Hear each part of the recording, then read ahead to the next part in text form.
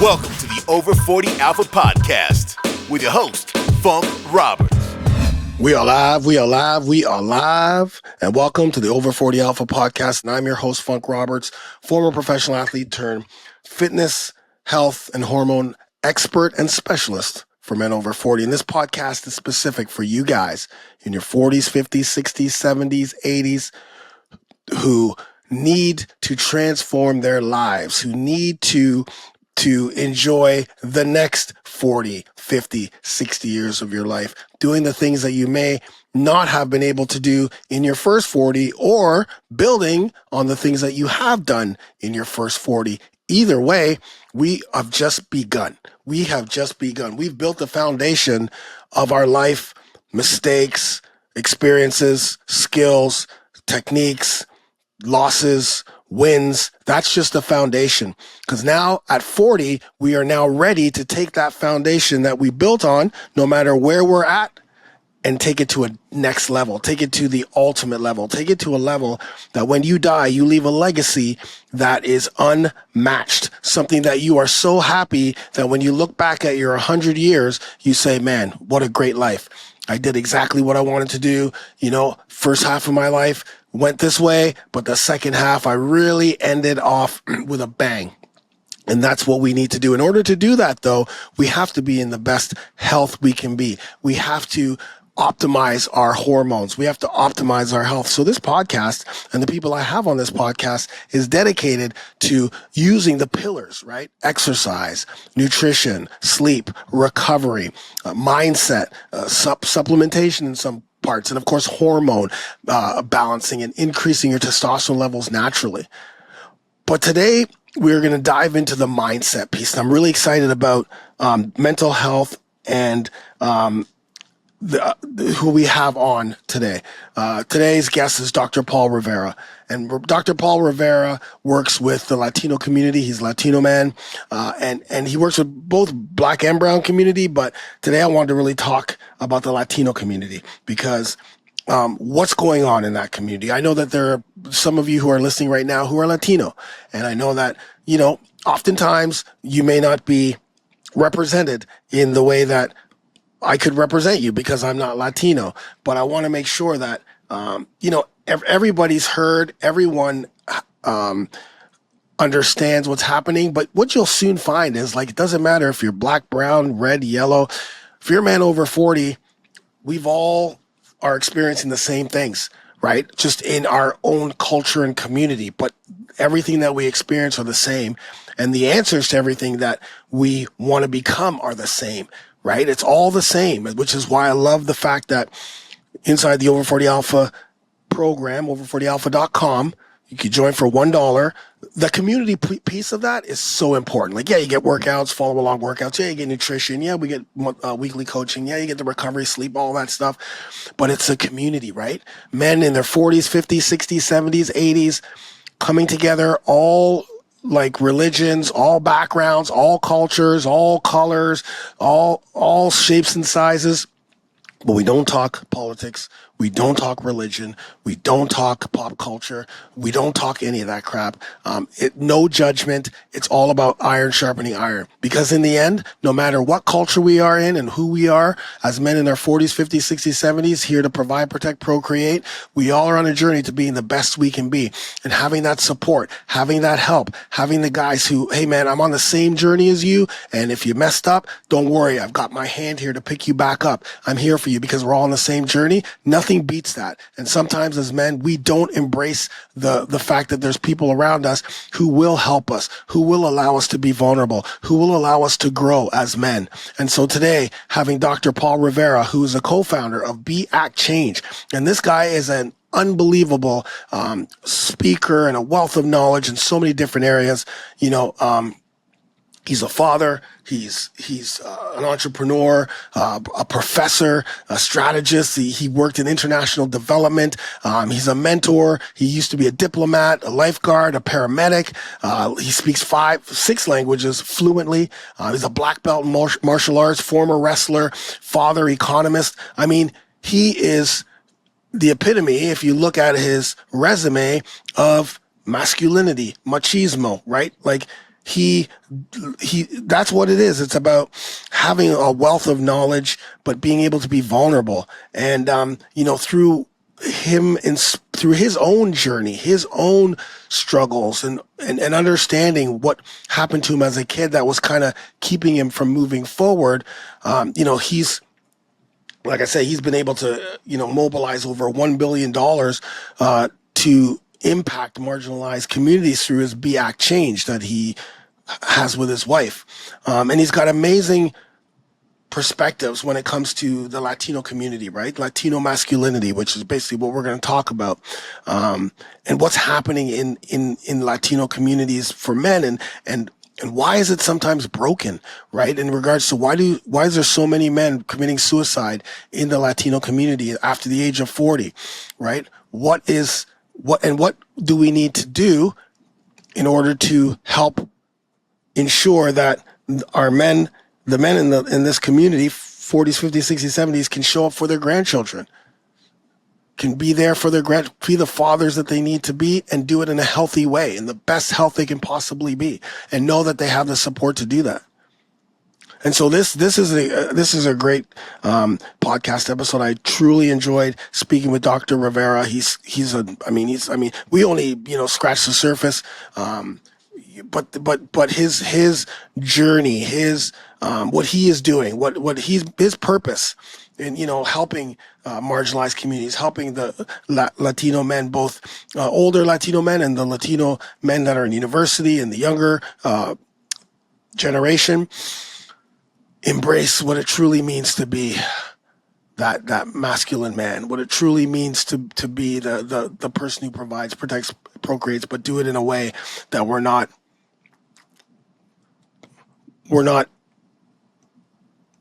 breaking mentally, so that we're suffering from mental health, but we're doing it in a healthy way. And I'm really excited to have Dr. Paul Rivera on this podcast. So whether you're a Latino man, whether you're black, red, white, blue, green, this is going to be a very valuable podcast episode. It's very valuable for me to have experts like this on to teach with passion, right? Teach with passion. Also, Creating Your Limitless Life is a book that you can get on Amazon. I'm starting with that book. That's not my book. It's Paul and his wife's book. His wife's book.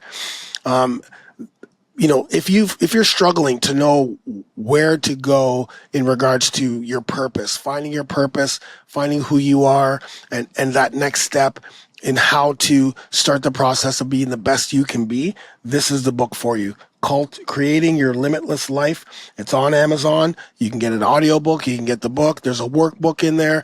It's from Dr. Rivera's wife.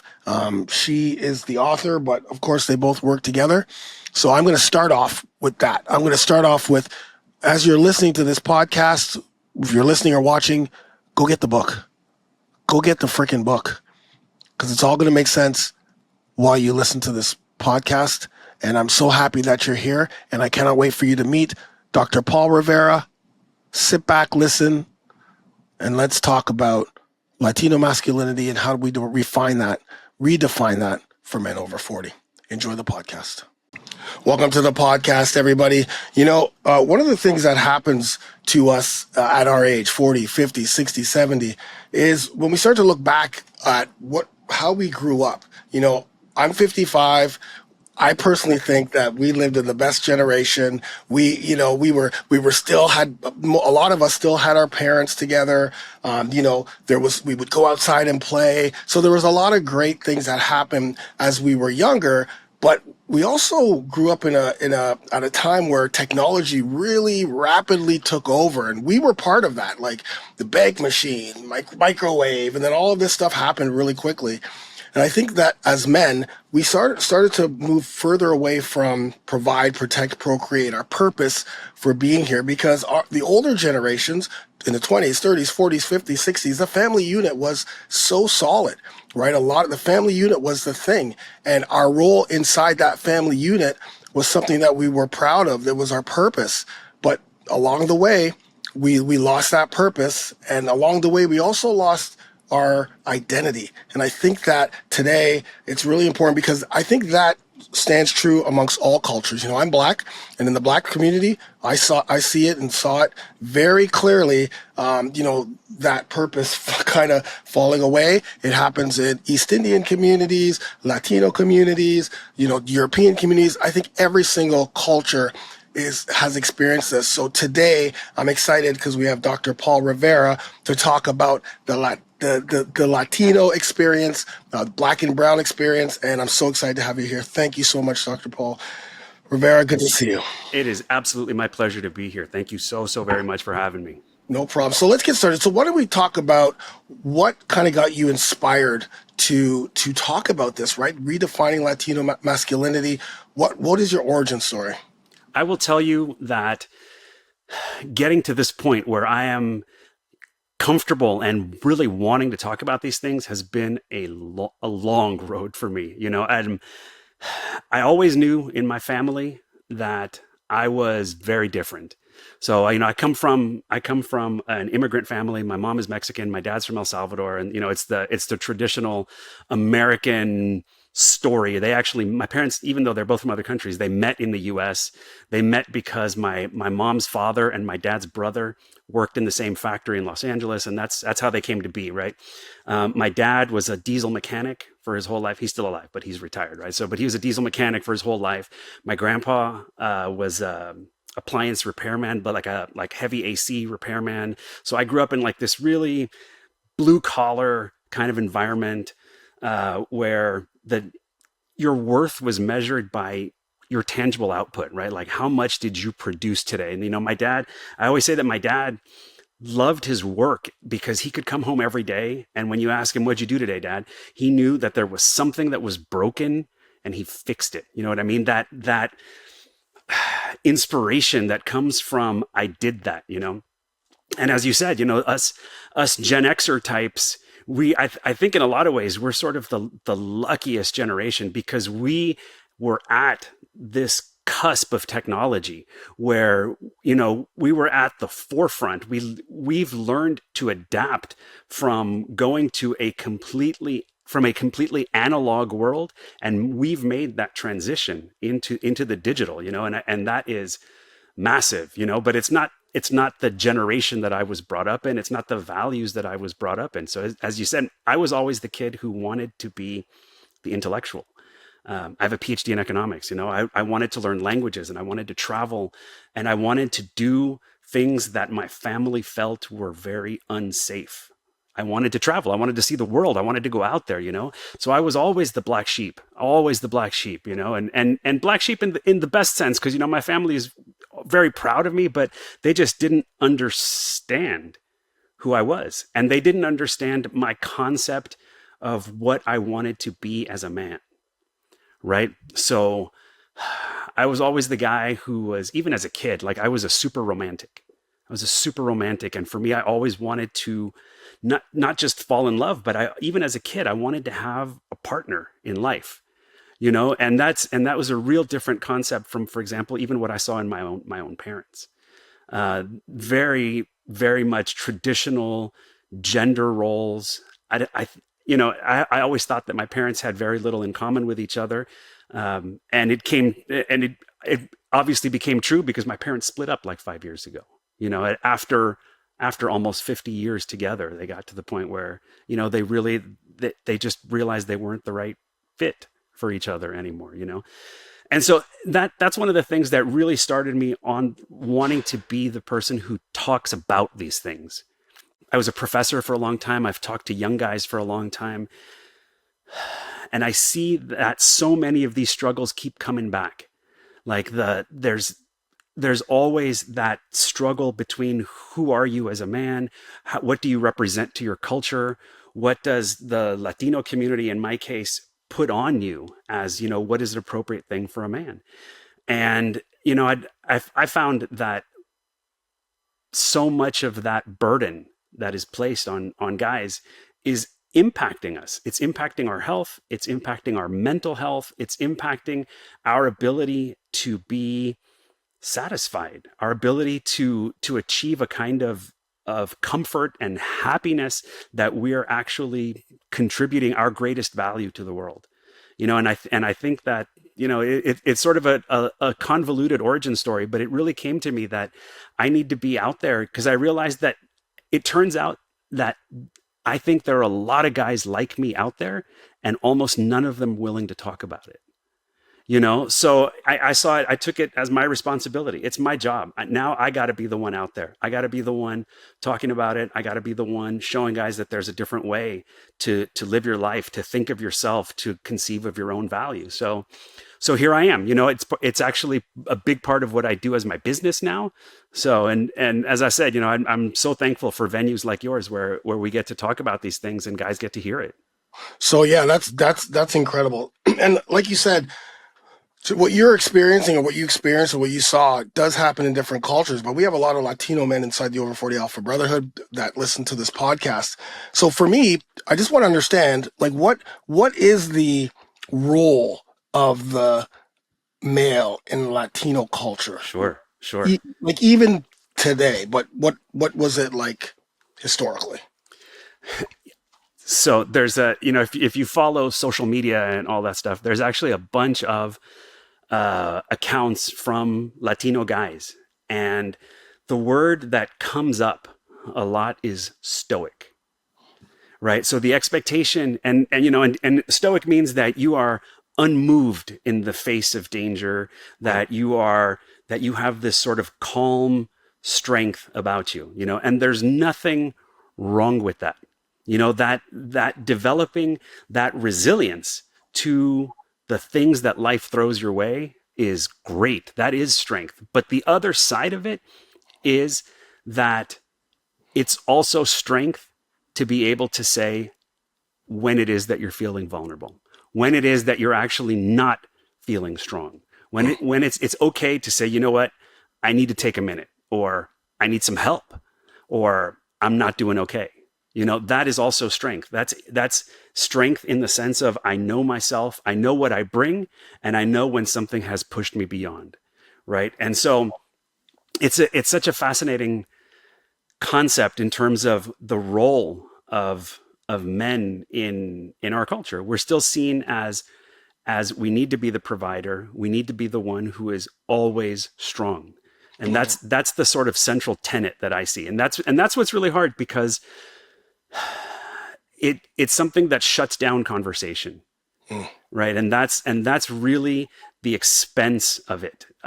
It's tough to find spaces for Latino men, to be able to express themselves freely, to express themselves in ways that don't necessarily coincide with the cultural expectation, right? And it's like I say, it's to be able to say, man, I'm going to give you my example, and it's very real and it's very raw.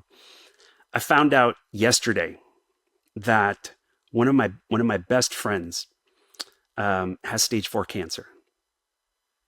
It's a guy that I've known since I was about 12 years old. And I was on the phone with him yesterday, and I live in a different place, and we don't have the same level of contact that we used to have. But he was saying that the hardest thing about it is that he has nobody to talk to. Even somebody who's at that level of needing somebody to lean on doesn't have it. So that and so imagine if that guy can't, who can? Then, you know what I'm saying? So that's the level that things are at. We need to, I'm as I said, I'm convinced we can do better, and it's part of just initiating that conversation, and we have so much to gain. Yeah, 100%. And sorry to hear about your friend, through the struggles. And that is not something that's foreign to a lot of men as they get older, when it comes time for a health issue to overcome. Because a lot of times, depending on the age or depending on the type of life that they led or what have you, as we get older, we tend to lose more friends, right? Like men don't keep friends like women do. Like my wife has she's got a ton of best friends, and they go out. Okay, I'm going to meet the girls. I'm going to do all this, and myself, I don't have friends like that I can do that. I got friends for sure, but not like, hey guys, let's all go out. Because, as guys, we're moving away and, we figuring out our own life and our own kids and jobs and everything else that we're doing. That although if we just met up, like we haven't talked to each other for 10 years, it would be like we were back 10 years. That's the one strength that men have, but we don't keep those connections. You mentioned something about stoic, and it's funny that you said that because I feel that when people, use the word stoic, they use it in a way that serves them because you just said stoic, but then you just said not being vulnerable, and one of the biggest values and features of being stoic is being vulnerable, being able to ask for help, being able to be vulnerable, being able to show your like not express your weaknesses in a way that expresses to everybody, but actually show your weakness. Like I'm telling you everything, and this is it. Either take it or leave it. You know what I mean? And that's one of the things that I try to teach my guys. Like I'm very transparent. Like they know everything about me, and that's how I want it. Because the strongest person, if you're listening, is the strongest man in the room is the man that has nothing to hide, right? Like if I could sit back and be like, oh, what are you going to say that no one else knows, right? The most comfortable, stress-free, and then allows that person to be able to serve and help people around them. So I think using that word sometimes they just use the part that they want to use. I But think that's right. if you look at the whole thing, and again, as men, it's just very difficult for us to speak and be vulnerable, right? Because we don't want to be seen as weak. Do you agree with that? Is that I something that 100% agree with that. I want to go back to what you just said though, because you said something like incredibly powerful, like the peace and the strength that comes with being transparent. Just being transparent. Just I got nothing to hide. You want to know about me? I'm going to tell you. You don't even got to ask because I'm going to tell you about me. yeah, The peace that comes with that of you don't have to wonder what people are saying behind your back. You don't have to care what people are saying behind your back. You don't have to wonder what value it is that you bring to a situation because you have put it all out there.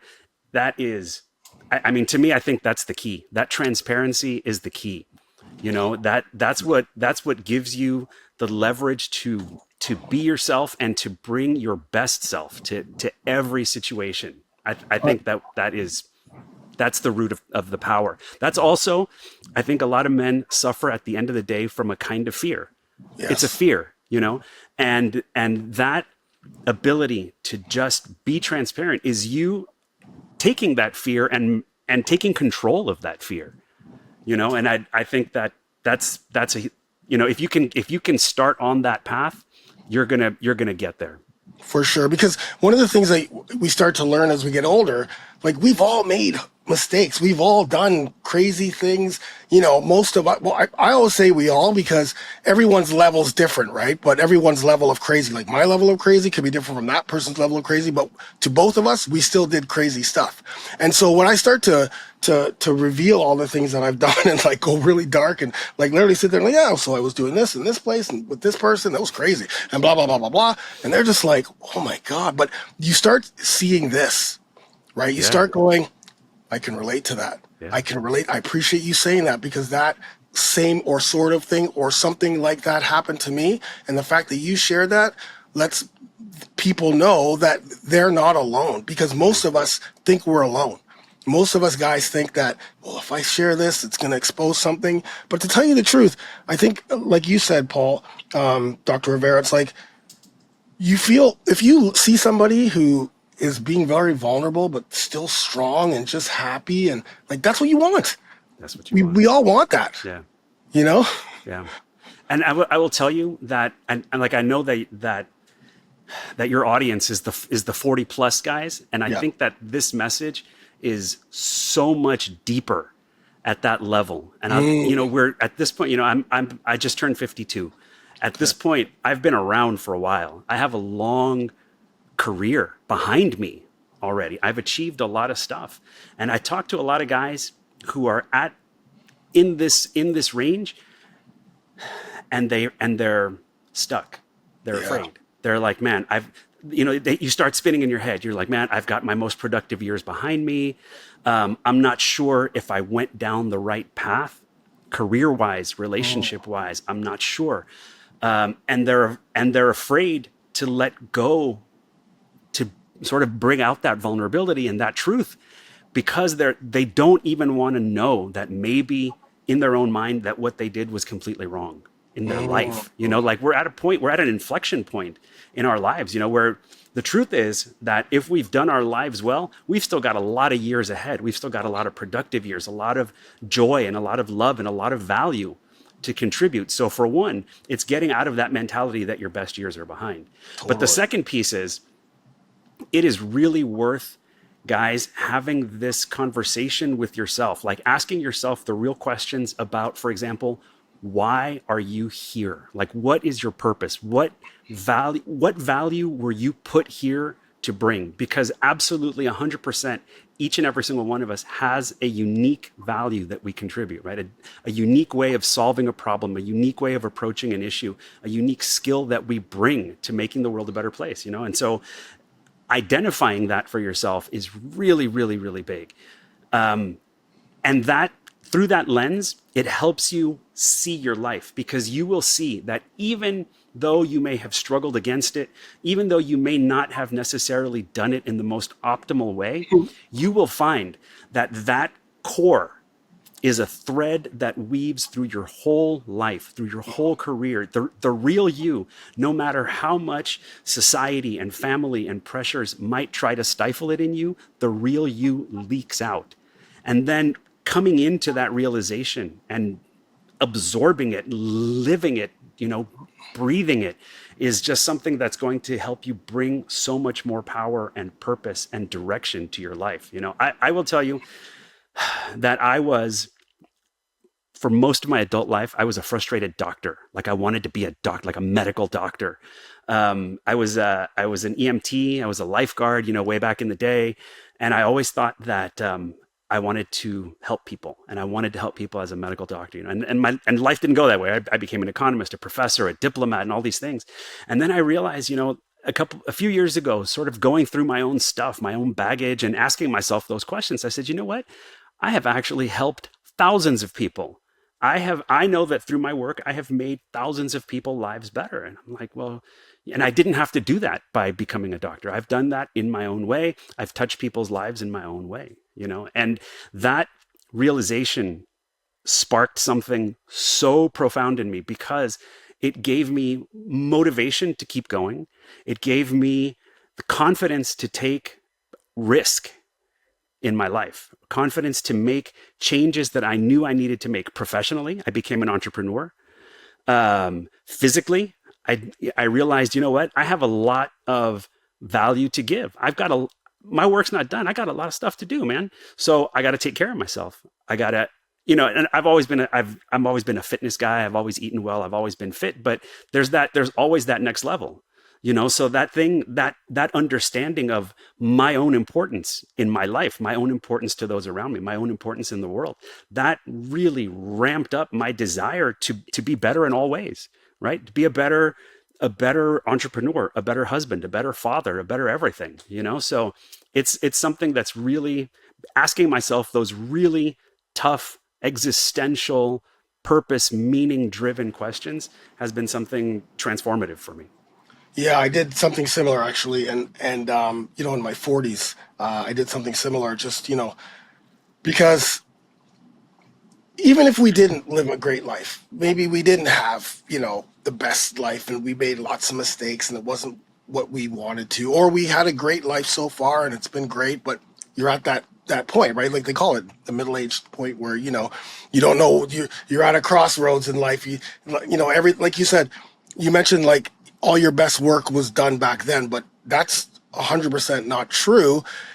Like, in regards to, hey, at 40, you still have 60 years to live, and not 60 years, like meaning the last 10 years you're in a wheelchair, like 60 years and you're still doing things, walking, talking, running, climbing, because of the advancements of technology and the medical industry. We don't know what's going to happen, but we can put ourselves in a healthy body and healthy mind to continue to do the work that maybe we didn't do, maybe has been burning inside. Because I think what's happened is we you said that core, right? It's like an onion. It's like peeling the layers from the onion to get back to that core, right? Because society's put all of these layers on this onion, but now is the time to peel back. And the only way to peel back is, like you said, sitting down and going, I got to do some self-introspection here. Like, what happened in my life that, like, I was a professional athlete, played a sport where I was, traveled the world, top player in the sport, represented my country,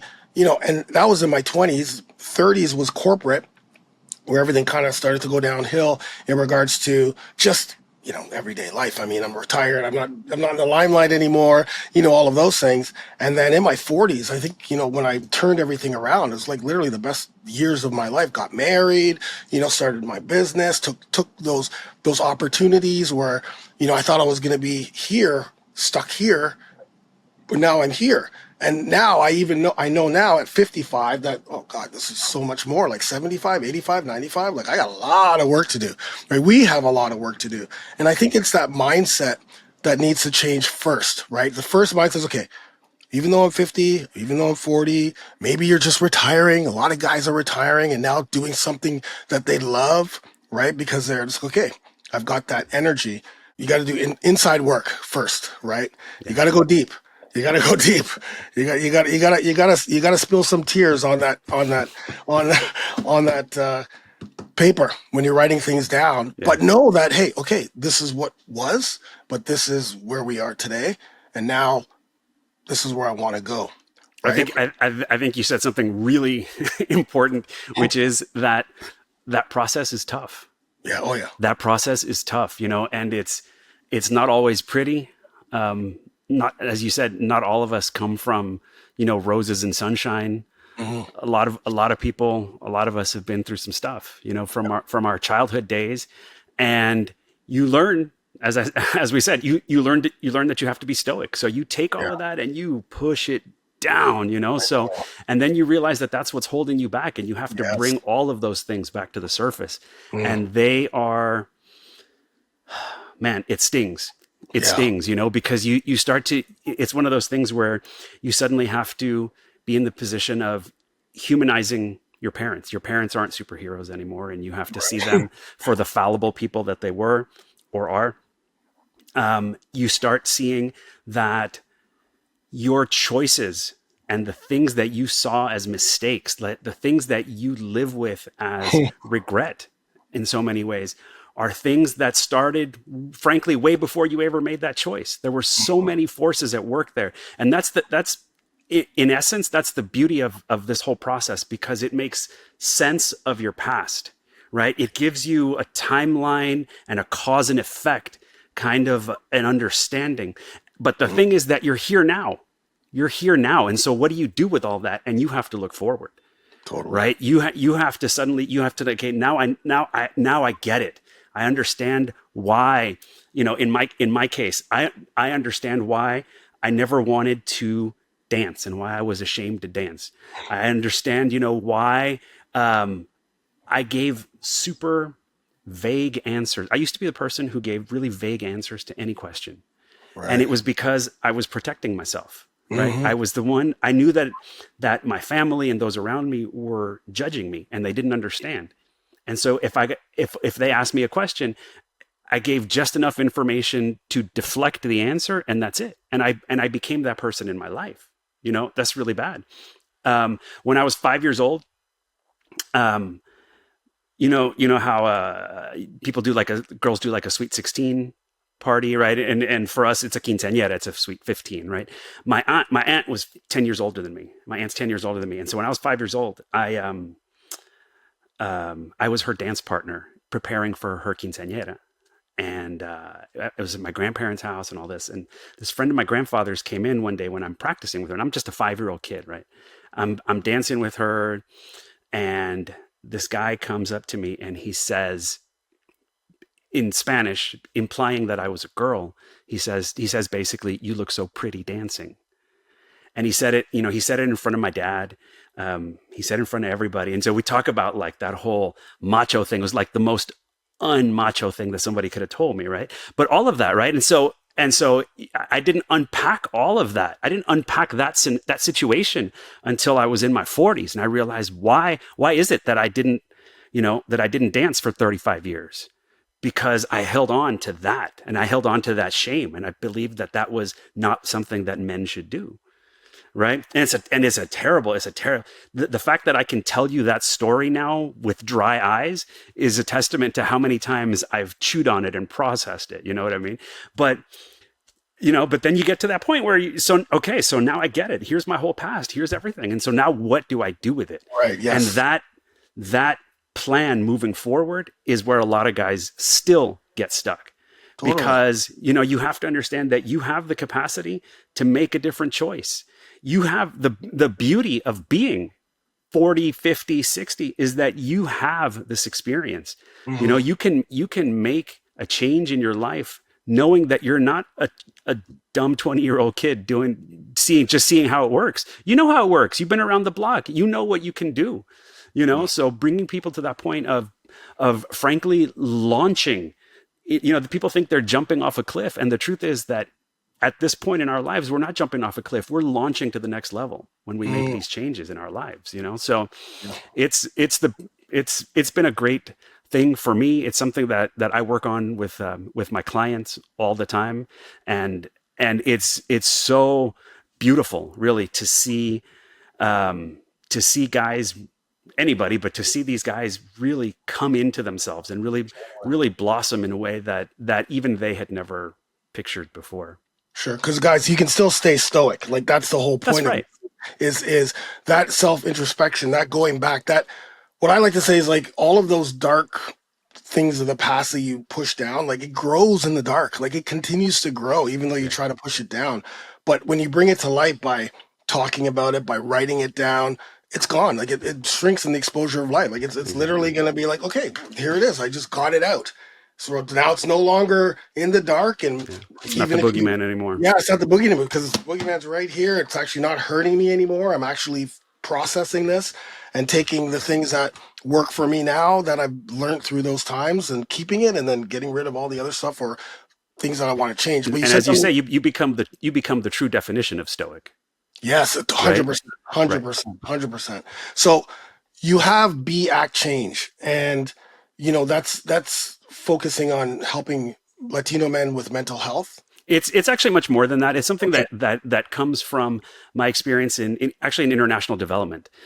So as an academic, as a diplomat, I've primarily worked overseas, working with organizations, people, communities, countries, helping them along their development path, right? And so it really fascinating. It's kind of an aside, really, but really fascinating is that the way that world has always worked has been very sort of top-down, colonialist, the sort of, I'm coming from a wealthy country and I'm an expert in health or democracy or something, and I'm going to teach your smaller developing country how to do these things, right? And it's a very paternalistic kind of viewpoint in assuming that they don't know what their issues are. They don't know what their challenges are, and that they don't have a concept of the solutions. And what life has proven is that all of that is false. Totally. They're all folks. I mean, you talk to these folks and they are incredibly well versed in what their challenges are, and they know what the solutions are. And then there may be roadblocks that are there in terms of helping them implement what those solutions are. But us as training, we're not really taught to go and listen to them. And the listening part is really, really big, right? And so the work that I have done on the international development side has been telling people, you need to go in not as an economist, not as a water expert, not as a health expert, but as understanding your role as a facilitator and to listen. Okay, great. Like the impact is transformative if we can do that. But so many of the people on our own teams, when I've told them that they need to do that, the response is, I don't know how to listen. I don't know how to do this. And I don't know how to do this because no one has ever listened to me. No one has ever asked me, what's my highest aspiration? No one's asked me, how can I help you get there? What are the roadblocks? They're not trained in that level of dialogue. And then we went, oh my gosh, this is so much more fundamental. And so then we start sort of backtracking, and we start seeing that same problem exists at the national level, at the community level, at the corporate level, at the family level, at the individual level. And so that's really the basis for Be Act Change, right? It's about be who you are, act to live out who your true self is, and change the world.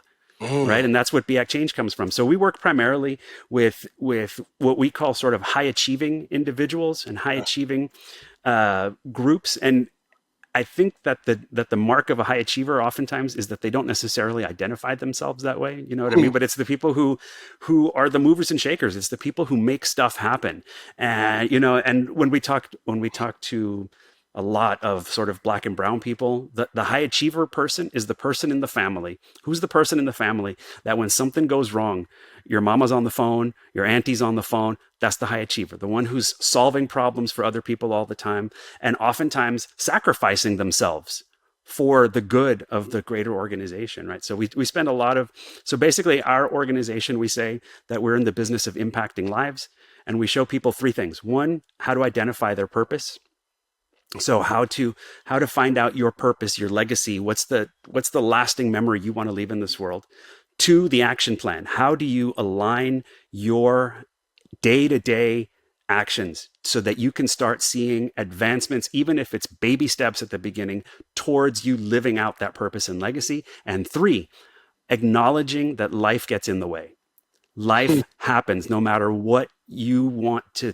As much as you want to try to make yourself invulnerable, the truth is that life happens. And so building into your day-to-day, into your bigger plans, resilience. And that's really a big part of what we focus on, you know, that when life knocks you down, it's about, do you have the resources inside of you to resume that growth path that you were on, or are you going to stay stagnant? You know, and even more than that, I was actually hearing a great show not that long ago where they talk, you know, everybody knows what PTSD is, right? Post-traumatic stress disorder. Yeah. Nobody talks about PTG. PTG is post-traumatic growth. Ooh. Right? Where life hit you, but not only did you come back, but you bounced back bigger. And that's a real thing, you know? So really building into us that resilience, that ability to take yourself to the next level. PTG, post-traumatic growth. PTG is basically what we want all of our men in their 40s, 50s, 60s, 70s to experience, right? That's right. Like we want everyone to experience PTG. Man, you said so many amazing things there, that the one thing that stood out is something that I say to my guys all the time. As we get older, 40s, 50s, 60s, 70s, we become that person that people will call in the family when things go wrong, like the patriarch of the family. Like back in the day, it was, let's call grandpa. What's going on? Okay, grandpa's good. And grandpa's there. You know, so-and-so's crying. Don't worry, we'll take care. Okay, let's get this ready. Okay, let's get this. We'll take care of this. You know, that's generally what the role for us would be. It's like you're the person that's going to, like, you know, take all of that on. But if you're not healthy, if you're not in shape, if you're not, resilient, if you're not living a healthy lifestyle, specifically after the age of 40, because no matter what, we will be put in that position at some point. And if we're not ready to step up because we're too weak, we're sick ourselves, we just don't have the capacity to handle things, and, you know, it just sort of demasculates us. When I say that to most guys, it's just like, oh yeah, I guess, yeah, you know, and then they start to, that starts the wheels rolling, right? And it's like, okay, I got to take care of my health. I got to get my shit together, because I don't want to be the person in the hospital fighting, type diabetes at 60 because of my lifestyle choices. Right. And my family, I'm draining my family's account. My wife is there. My kids are crying, and I'm supposed to be the one on the opposite side. But it was my lifestyle choices that put me here. That's right. And you never ever want that, and that's why and lifestyle is an all-encompassing term, right? Like you talk about it all the time. I mean, it's your nutrition, it's your macros, your micros, getting everything, that sort of broad balance. You know, not for one, like I loved when you talked about like not going down these fad diets that are only going to, deplete you in some way and deprive you of some of the nutrients, but really having that balance. And then your body, right? Yeah. You're a machine. Your body's a machine, and you got to keep it in optimal shape. You got to keep using it. You got to keep working it. It's what God gave you, and it's the greatest gift. But then the other piece is your mind. It's your mind and your soul, and that's part of your health. It's part of your well-being. And if you haven't worked on that, if you haven't strengthened that, that's going to be something that holds you back too. And all of those things. And I do a lot of analysis that comes down to basically systems analysis and systems thinking. So I see the interconnectedness between anything that I see, whether it's government and politics, whether it's, business and economics, or whether it's you as a person. You are a system, you're an integrated whole. And if any part of that is not being nurtured or is being neglected, the whole system is going to suffer. So that 100%. you have to do the health and the nutrition, but mental health and purpose and your legacy and living aligned and transparency, all of those things are going to be massively, massively important to you. Yeah, for sure. So there's someone listening right now, multiple guys listening who are willing to do the work in looking back and seeing where they are and really truly wanting to know what their purpose is. And, maybe there's something inside that just keeps festering in a positive way, like, oh, you should do this, but you push down because sometimes even though there's the negative stuff, there's that one thing that keeps coming up all the time that you just keep pushing away because you're afraid, you don't want to jeopardize your family, but it's probably your purpose is actually what's talking to you right now. Yeah. But let's say that we're ready. And you said something that was important before. You said, like, you get to a point, then what's next? Like, how do you take that first step? Do you have any, anything to say about how to take that first step? Now that someone's there, what do I do next? Okay, I'm ready, Paul. What do I do? So I give you a couple of things. One is that looking at the step, like, how do I say it? Like looking at where you are and where you want to be. That A to B, that gap is scary. That gap is what keeps people right where they are, because that distance looks too far, right? And so a big part, so like when I talk about when we make our action plan and our resilience plan, a big part of that is that we break that down. We think about, okay, if up here is where I want to get to, one, what are the milestones that I'm going to see on the way to that? What are the goals, the smaller goals that are going to build towards those milestones? What are the steps that I need to take? Like, what are the baby steps that I need to take to start moving towards that goal, right? And we overestimate what we can do in a year, and we underestimate what we can do in 5 years. So too often, guys make super ambitious plans for what is going to happen from now till next year, and then they see that didn't happen. And they're like, well, crap, that didn't work out. I'm a failure. And you go into all of this self-hatred. The truth is that you need to give yourself some grace in terms of what can happen in a year. But at the same time, in 5 years, you can transform fundamentally in your life. And it starts with really breaking it down into small steps. And it's a really unsexy thing to do. It's a really unsexy thing to do. But it doesn't have to be, because the other thing that we fail to do is we fail to celebrate.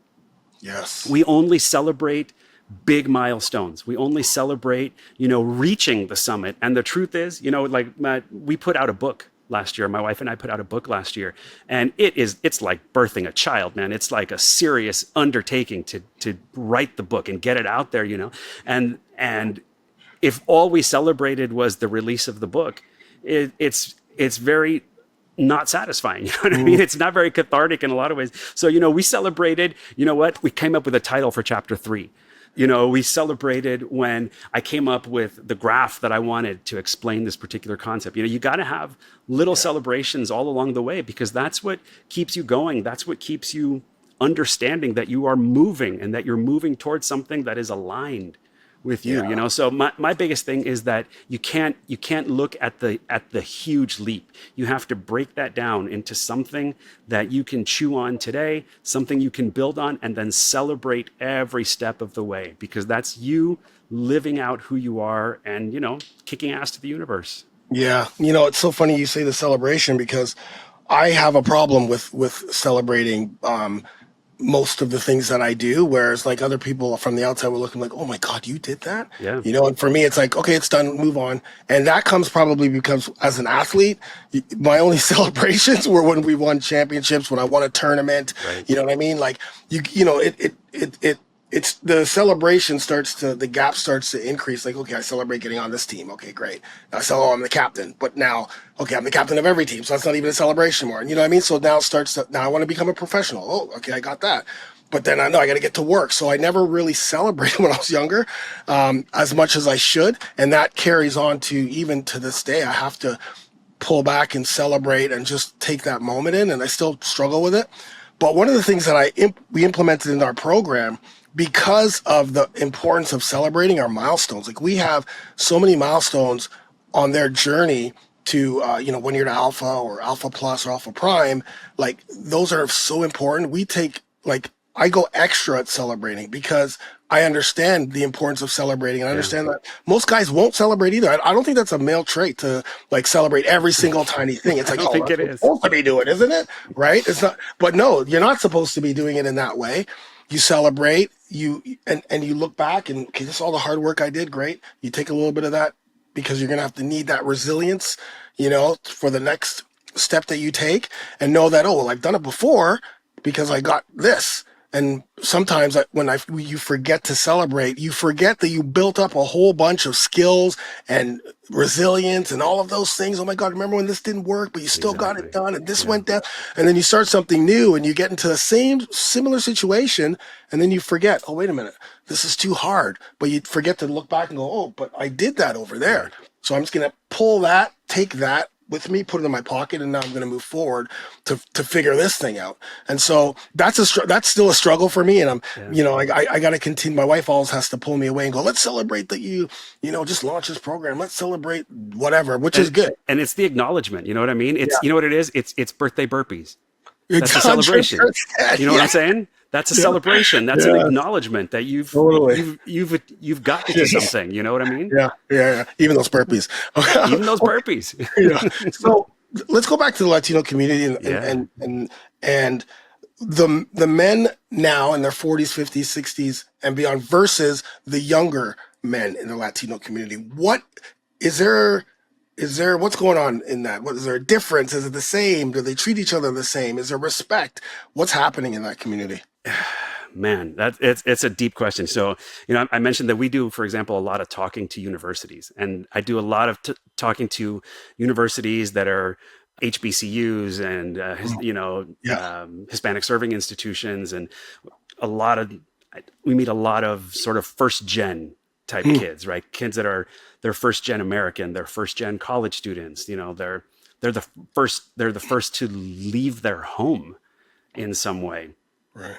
And I have kids that are already graduated college, so I'm a couple of generations removed from a lot of these kids. Hmm. And the toughest thing for me to see is that all the struggles that I went through at their age, they're still going through. Hmm. There's been change, there's been progress, but fundamentally the values are the same, the struggles are the same. It's still the case that in a lot of cases that their education isn't necessarily what's valued Hmm. in some way. I talk to a lot of kids who tell me that every day is sort of a struggle to get through their college work because they have the pressure to, even from now, be providers for the family, and so that still continues in a lot of ways. And then the other piece is really the safety piece. When you come from kind of an immigrant family that left everything, it's really important to have that safety, that thing around you that they feel like you can't give up, or that you're not going to lose, right? To make those safe choices.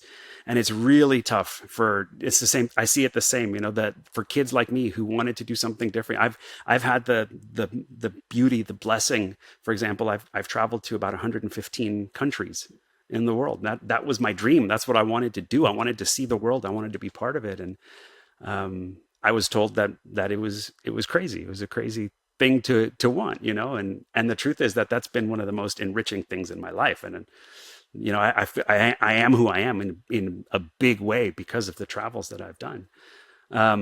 So one of the hard part in terms of the Latino community is that so many of those struggles are still ongoing. There's still so much work that needs to happen. When it comes to the older guys are the ones that are starting to feel that hit, that crisis a little bit, where they're feeling unaligned, like they're feeling like they're, as you've said it a couple of times in our talk, but basically something in your core, that little voice in your head that's always been there. Everybody's got that little voice. Everybody's had something inside of them that's pushing them to something. And a lot of these guys are getting to the point where they realized that they should have paid a little more attention to that little voice. They should have paid less attention to, their aunt who's told them that it was crazy. And they should have paid a little bit less attention to all the forces around them that they felt were holding them back, and that they really would have wanted to feel more free, to let out that little voice, and so that's that struggle. And so I like to talk to the older guys too, and a lot of them are my clients, but it's really it's really two messages that I want them to give out. And one of them is to the younger generation, to say to them, you don't want to get to my age, and you don't have to. You can start asking yourself those questions now, because that purpose that's inside of you is something that transcends age. You've had it for a long, long, long time. Even as college kids, there's something inside of you that's part of your purpose. And anything you can do to nurture it now is going to help you as you move forward. So that's one piece. But the other piece is that I also want them to look forward. We've said it a couple times here. You've got a lot of life to give. You've got a lot of value to give. And that little voice, maybe you've silenced it a little bit for a while, but there's no reason why you can't let it out and let it roar now. I'm going to ask you another question about what is the family unit in the Latino community right now? Like in the older sense, like do most of these kids who are in university or high school or grade school, is there a father in their life? Like for most young black men, kids, they're not. Is that the same in the Latino community? I've done I'm an economist by training, and so I do a lot of work on stats and all of those demographic things. It's not as deep of a problem as it is in the African American community, but it is an issue to some extent. But what you see a lot of, especially in the more sort of blue collar type of families, is not that the father isn't present, but that the father doesn't always necessarily take an active role in parenting. Right. Yes. Right. And so that's two different things in a lot of ways. And so, for example, that's part of the machismo thing that we've talked about a little bit, and it's having men understand that your role in the family unit is also one of bringing up these kids and consciously bringing up in them the values that you want to promote. Yeah, sure. that when if it's hard work, if it's true stoicism, if it's self-expression, whatever it is that you value, you as a man, you have that responsibility to bring that into your family as well. And that's not something that raising the children isn't something that's just women's work or something that you can just offload onto them and expect that, well, I'm the provider, so I don't have to do that. Right. So it's really, that change, that mentality change is fundamental. It's pivotal to starting to have that transformative effect in the community as a whole. No doubt. I think, I agree 100%. I think and which is why one of the reasons why I do what I do and deal with men of this age, not just because I'm in this age, but I know that a lot of men weren't the fathers that they wish they would have been, and now it as their kids are getting older, it's illuminated, right? It's just like, I don't even have a connection with my kid, right?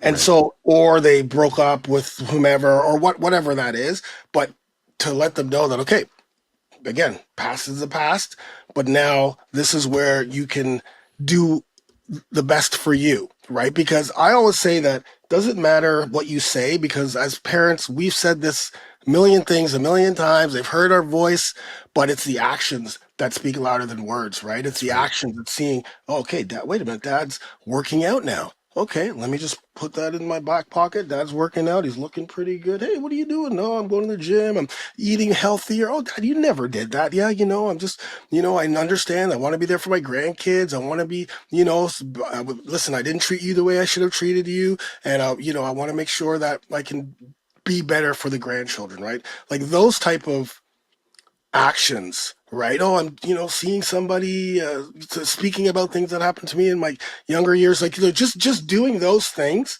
right?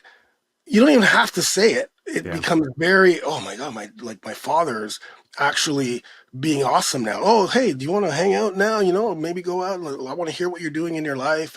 And so like being able to know what, mistakes or whatever you didn't provide, knowing that you still can, and then looking at it in the grandchildren sense. Because if you start thinking about the type of grandfather you want to be, that you weren't to your sons or daughters or what have you, and you start doing the work, your sons and daughters will see and go, oh shit, this guy's showing up. Okay, Right. man, wow, you're not drinking anymore? Oh my God, what the hell, right? Did a health? And then the first question is, oh, did you have a stroke? Did you have a heart Exactly. attack? What happens? Like, no, I didn't. I just understand and did some work. And once the work is done, it may take a year, it may take a year and a half, it may take 6 months. It will take the transformation and the resilience and the hard work. And then your immediate kids will start to see that, right? And Right. whatever that is. And that just, then it starts to become, oh, let me listen to what dad says now, Right. because he's actually doing what he wants to, he's preaching to me. Like he's actually living it. Like I can't say anything, right? Like he's That's right. living it. The And truth he's, is in the action. The truth is in the yes. action, And saying, listen, I don't want you to end up the way I was before. I want you to end up the way I am now. And this is what you can do. So I think the action's the first thing, as opposed to, yeah, like you don't have to be like me, but that's also pushing yourself down, That's right? right. That's right. Right. That's So right. I like that, and thinking about the grandchildren is really key. That's what I think about all the time. I don't have grandchildren, but I think about that, and the traveling too. You said something about the importance of traveling. When my son went to Thailand for 6 months during COVID, he became a completely different. He became a man. Like he was 25, first time ever traveling. Like he never really traveled. He came to our wedding, but he was 14 years old, so he doesn't really, but he does it by himself, goes all the way to Thailand, stays in a place where they barely speak English, training like a beast 2 times a day, 3 hours a day, serious hard training. All kinds of ups and downs are happening throughout this whole process, calling me every day, which was great. We talked every day. But when he got back, this guy's on a different level Yeah. in regards to like understanding what's going on here versus, you know what I mean? Like you said, like we always want to preach, preach, preach instead of listen. He sees, hey, these guys, they're in a different level than we are here. Like their happiness or calmness, obviously the economics Right. are different, but yeah, I think that's so important. You, Are there I mean, you start to see the commonality, the humanity that transcends language. It transcends religion. It yeah, all sorts of things, right? yeah, You realize that becoming a worldly person is not anything other than respecting everyone around you, because everybody's got a lot of the same desires, and everybody's going through a lot of the same struggles. You yeah, know, for sure. What is the community support like for men? Like, do men hang out? Do they get together, or is it mostly they're just alone as they get older?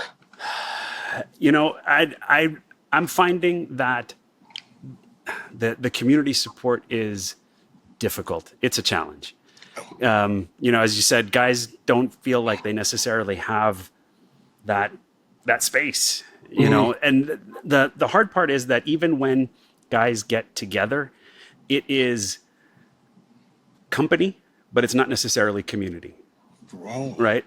And there's a difference there. It's I don't know. I've seen so many memes, for example, out there on social media, and it's the guy. He's come back from hanging out with the guys, and the wife says, "How's Jim?" He says, Oh, yeah. "I don't know." He says, "Well, I heard he's getting divorced. Is that true?" The guy says, "I don't know." All right, and it's like, "Well, didn't you guys hang out for all day? All day? Yeah." But so how's Jim? I don't know. Right, and it's funny, but it's true. You know what I mean? 100%. Guys, we have the capacity to spend all day together and not actually broach a substantive topic in Yes. some way, and that's hard because, you you build that. That's what part of building community. It's a conscious effort to let people know that, when sometimes I'm not okay and I need some help. And when you're not okay, I'm here for you. That's community. That's letting each other know that when somebody says that's my boy, it means something. Right. You know what I mean? And I think that as we get a little older, we need it more, because we've been through a lot. And we need that community it's not about drama. It's not about anything other than supporting each other and being there for each other, and having those conversations that we need to have. So I would say that it's tough. It's burgeoning a little bit. I would say I've had a tough time sort of finding community that appeals to me. I find that there's a lot of communities out there, for example, for men, that are much more trauma focused. It's got, there's the divorce group, there's the substance recovery groups, and things like that. And I know that I'm looking for, I'm not at that. So I'm real thankful for that, but I'm looking for the group that is, it's the uplift group. It's the next level group. It's the, all of that. And those I find are a little harder for me to access, but there's, the good news is that there's tons of opportunity. We can start creating that. I know that that's some of the work that you do with the guys. So it's applause, man. Thank you. Yeah, no judgment. That's the number one thing that we preach. No judgment, no politics, no religion, no pop culture. Just what we're doing here, right? Focusing on our health and iron sharpens iron, making each other better. Let me just run back into the mental health issue, because that was one of the things that you focus on. What are you finding it's very apparent that mental health is huge. And is there a lack of resources, or is it just a lack of knowing these resources, or a lack of just using the resources? It's a whole combination. The work that I've done primarily has been with the Latino community. And here's the stats on the Latino community. Please. There are about 4 million Latinos every year in the United States who undergo a period of severe depression. Okay, and so this is not your average, like, I'm having a bad day or I'm having an off couple of days or something. This is, people notice it's affecting your work, it's affecting your performance, it's affecting everything. When they ask Latinos what's the root of it, primarily what they answer is that they basically feel like they're not making it. Like they're sort of like these markers of the American dream, right? It's the house, the car, the wife, the kids, providing, basically that provider, and they feel like they're falling short. And so there's so much stress and mental anguish that comes with that. They don't feel like they can talk about it. And in the Latino community, when you talk about things like therapy, the answer is "eso es para locos," which means that's for crazy people, and I'm not one of them, right? So there's a lower likelihood of Latinos seeking out the help that they need. The help that's out there is also not always really culturally appropriate in a lot of ways.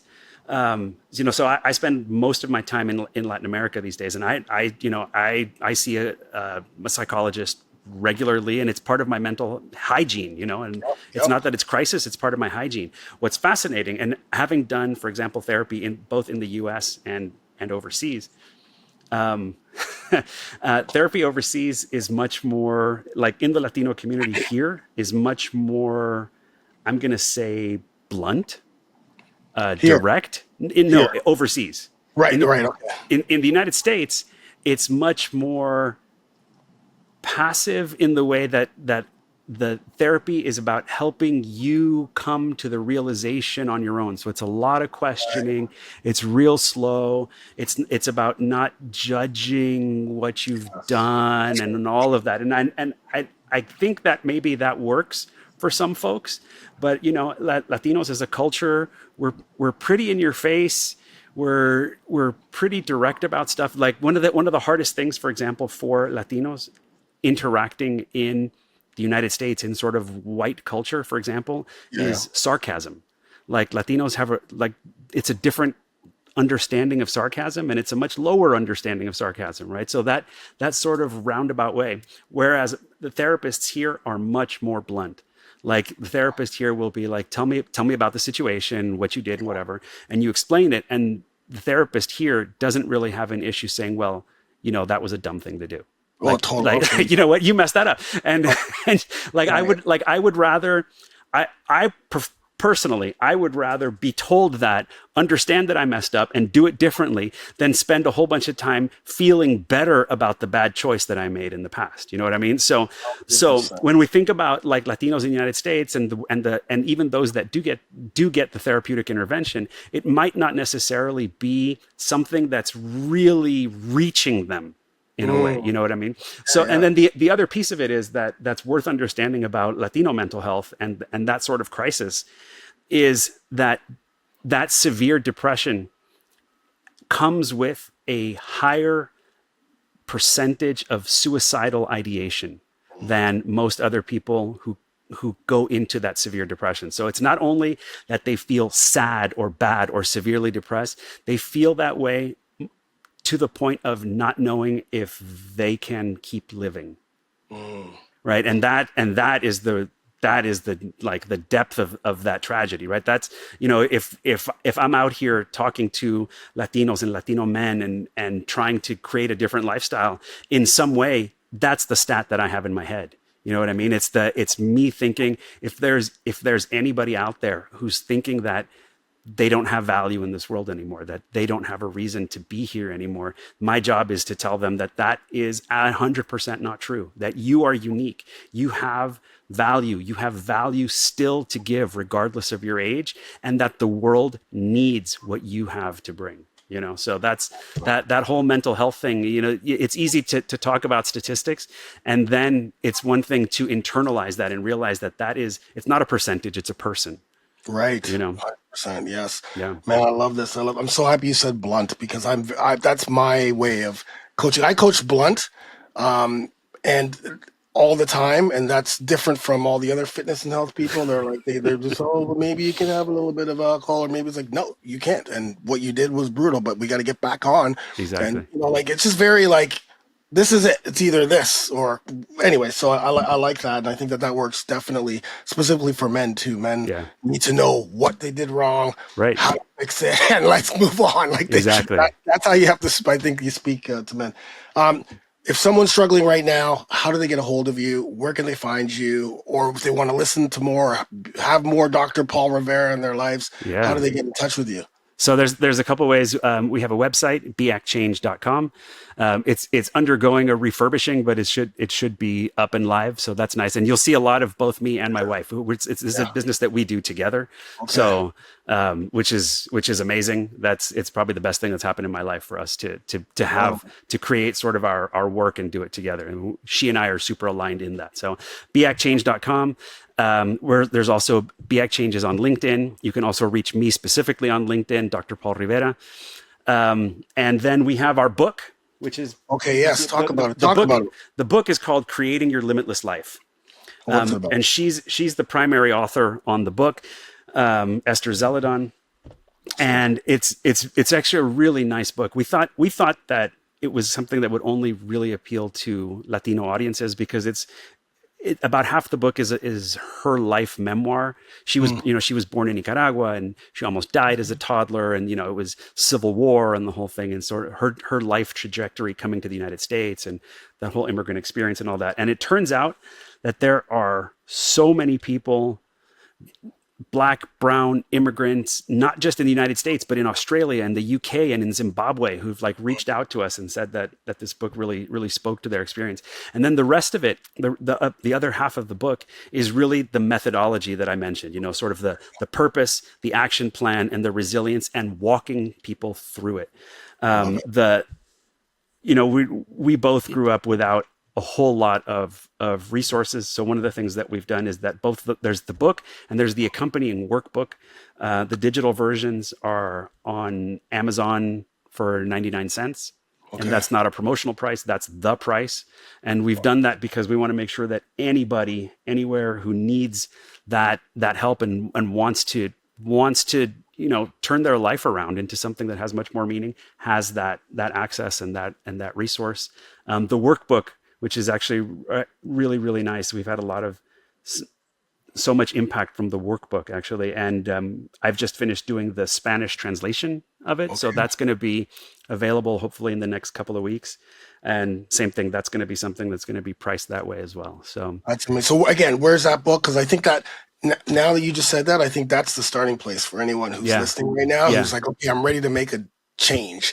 That's the starting place, because if that book lays out your wife's story, which is amazing because there's a connection, and then the actual methodology, which I love that methodology, by the way. Then I think this is where you want to start. So if you're listening right now and you want to make that difference, the book again, and where do they get it? Yeah, the book is called Creating Your Limitless Life. The author listed on there is Esther Zeledon. It's on Amazon. It's on Barnes and Noble. It's on any of the major book outlets.